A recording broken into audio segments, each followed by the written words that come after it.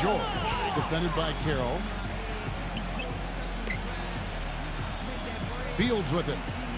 He hasn't scored yet. That, I'm sure, will change. Nash up on top. Kicks to Thompson. No luck. Good work defensively by Horford. Great defense in the paint there, making it tough on the offense. That's what he brings, a presence. I mean, you saw it on that miss.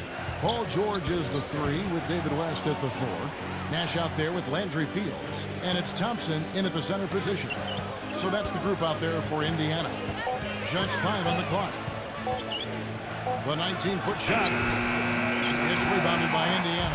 Home court didn't seem to help any last time they met. We'll see if it makes a difference this time. Yeah, they really took it on the chin that last time out, and the difference was the turnover differential. When you look at the stat sheet, they were so careless with the ball, and those mistakes were just too much to overcome. What about Clark, what Steve just talked about? How was it possible for them to turn the ball over so much in that game? Well, I mean, the defense was outstanding. Now, you got to give some credit where credit is due. But they also were a little sloppy at times with the ball. Hitting your free throws is a good way to get back into it. It stops the clock and extends the game. I mean, you want to take advantage of that situation. And they're shooting much better from the line here in the second quarter. So far, they haven't missed one. Carroll passes to York. And so he earns a trip to the line. Officials saw the contact, and he'll shoot 2. Well, his body control is what I notice. I think that jumps off the page when you watch him play. Even with the defender draped all over, he's able to find a way to get to the rim and get the shot to go in. And also, he's absolutely able to do some incredible things in the air. I mean, he can look like a gymnast sometimes, twisting his body, double clutching his shot. But he maintains a smooth approach to it all.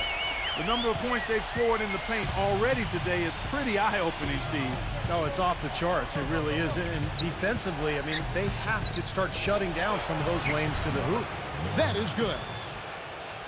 Baller's got 4 this quarter. The Atlanta Hawks coming to this one after the win against the Thunder in Oklahoma City.